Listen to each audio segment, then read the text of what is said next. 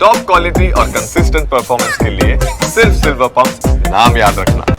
ಈಗ ದೇಶ ವಿದೇಶ ಸುದ್ದಿಯ ಕ್ವಿಕ್ ರೌಂಡ್ ಅಪ್. ಕಾಶ್ಮೀರದ ಪಹಲ್ಗಾಮ್ನ ನುನ್ವಾನ್ ಬೇಸ್ ಕ್ಯಾಂಪ್ನಿಂದ ಭಕ್ತರು ಶ್ರೀ ಅಮರನಾಥ ಯಾತ್ರೆಯನ್ನ ಕೈಗೊಂಡಿದ್ದಾರೆ.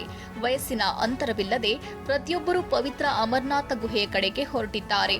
ಭೋಲೆನಾಥನಿಗೆ ಜೈಕಾರ ಹಾಕ್ತಿದ್ದಾರೆ. ಒಡಿಶಾದ ಪುರಿಯಲ್ಲಿ ಇಂದು ಜಗನ್ನಾಥನ ಬಹುಧಾ ಯಾತ್ರೆ ನಡೆಯಲಿದೆ.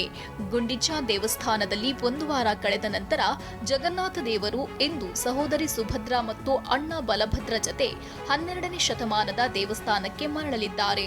ಇದರೊಂದಿಗೆ ರಥಯಾತ್ರೆ ಉತ್ಸವ ಕೊನೆಗೊಳ್ಳಲಿದೆ.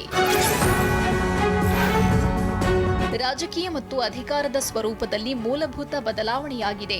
ಮುಕ್ತ ವ್ಯಾಪಾರವು ಒತ್ತಡದಲ್ಲಿದೆ. ಭಯೋತ್ಪಾದನೆಯು ಇನ್ನೂ ಒತ್ತಡದ ಬೆದರಿಕೆಯಾಗಿದೆ.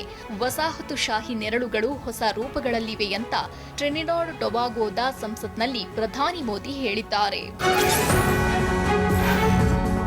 ಉಮೀದ್ 2025ಕ್ಕೆ ಸಂಬಂಧಿಸಿದಂತೆ ಕೇಂದ್ರ ಸರ್ಕಾರ ಅಧಿಸೂಚನೆ ಹೊರಡಿಸಿದೆ. ವಕ್ಫ್ ಆಸ್ತಿಗಳಿಗೆ ಸಂಬಂಧಿಸಿದ ಪೋರ್ಟಲ್, ದತ್ತಾಂಶ ಸಂರಕ್ಷಣೆ, ಅವುಗಳ ನೋಂದಣಿ, ಲೆಕ್ಕ ಪರಿಶೋಧನೆ ಮತ್ತು ಲೆಕ್ಕ ನಿರ್ವಹಣೆಗೆ ಹೊಸ ನಿಯಮಗಳು ವಕ್ಫ್ ತಿದ್ದುಪಡಿ ಕಾಯ್ದೆ ಮೂಲಕ ಏಪ್ರಿಲ್ 8ರಂದು ಜಾರಿಗೆ ಬಂದಿದೆ.